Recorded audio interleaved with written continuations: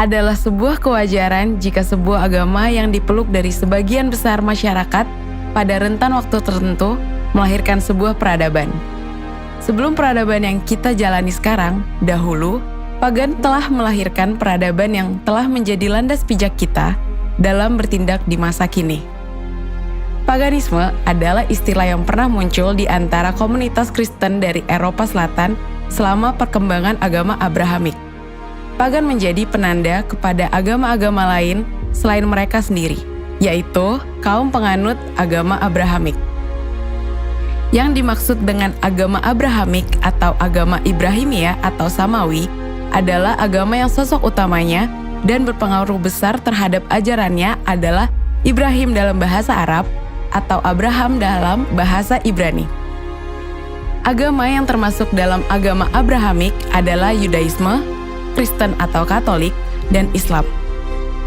Ada banyak perdebatan ilmiah mengenai asal-usul istilah paganisme, terutama karena sebelum abad ke-20 tidak ada satupun yang mengidentifikasikan diri sebagai penganut paganisme. Setelah agama-agama Abrahamik berkembang dan mulai banyak diadopsi, atau lebih dikenal sebagai Kristenisasi dan Islamisasi, nama pagan mulai berkembang sebagai sebutan atas orang-orang di luar ajaran Abrahamik.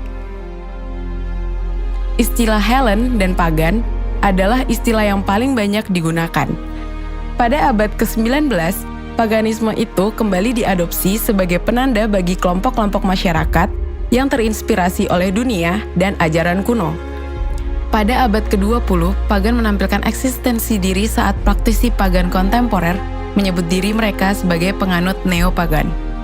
Pagan bisa disederhanakan sebagai sebuah ajaran yang berlandaskan penghargaan terhadap semesta sebagai sebuah tatanan yang paripurna. Citra akan paganisme ini dirusak oleh kepercayaan-kepercayaan baru dan dikategorikan sebagai berhala. Padahal secara fakta, kepercayaan ini telah berhasil membangun sebuah peradaban besar di dunia. Karena kepercayaan Abrahamik sendiri baru hadir pada zaman Masehi. Bagaimana dengan kepercayaan mereka yang hidup sebelum Masehi? Apakah dianggap sebagai suatu yang jelek? Pada faktanya, mereka dengan kepercayaan yang katanya berhala ini telah berhasil membawa banyak peradaban dan mewariskan sesuatu ke tangan kita sebagai penerus. Paganisme menghargai apapun yang ada pada sekitarnya. Paganisme percaya bahwa semua memiliki peran dalam roda kehidupan. Tidak ada peran besar dan kecil, semuanya sama. Kemudian pendidikan modern mengkategorikan ini sebagai animisme dan dinamisme.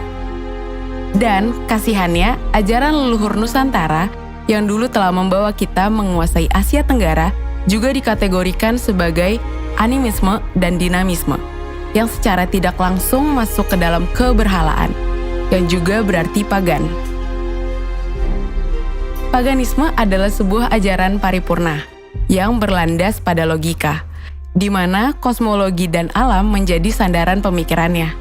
Salah satu perwujudan yang adalah Dewi Bulan, Dewi Bumi, dan Dewi Matahari. Sejarah dan para arkeolog mengungkapkan tempat-tempat pemujaan Dewi Bulan, mulai dari gunung-gunung di Turki sampai ke tepi-tepi pantai Sungai Nil. Agama yang paling luas dan paling banyak penganutnya adalah agama pagan. Ajarannya disebut paganisme, penyembah Dewi Bulan.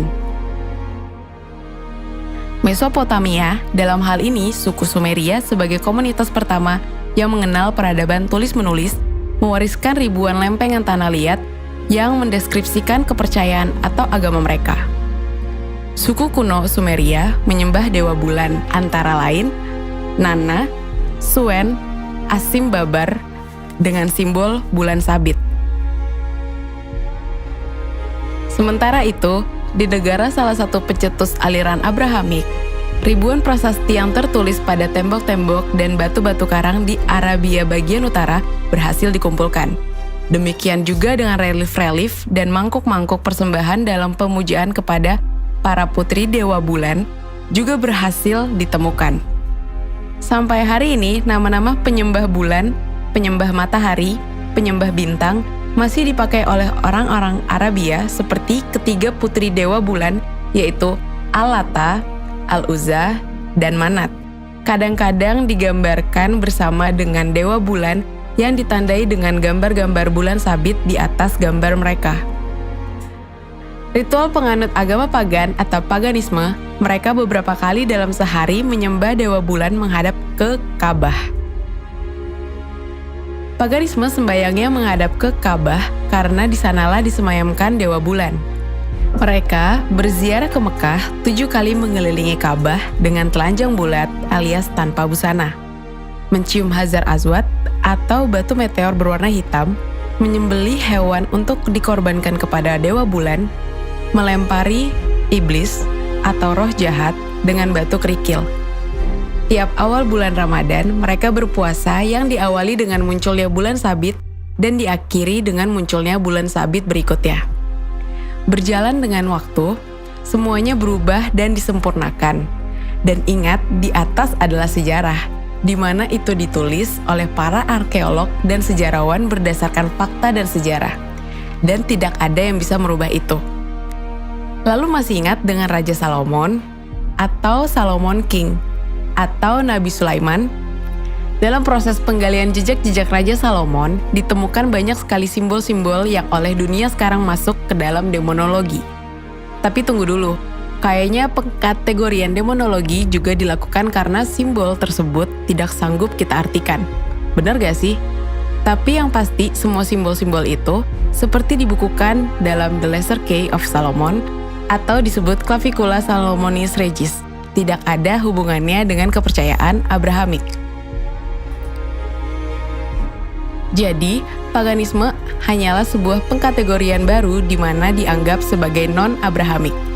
Di Nusantara sendiri, kepercayaan asli suku Nusantara masih berlandaskan pada alam dan sistem kosmologi. Kenapa? Bagaimana mungkin bisa menghitung masa panen tanpa sang bulan dan matahari? Lalu bayangkan sehari saja kita hidup tanpa cahaya matahari atau sehari tanpa air. Oh ya, ini hanya gambaran dasar ya.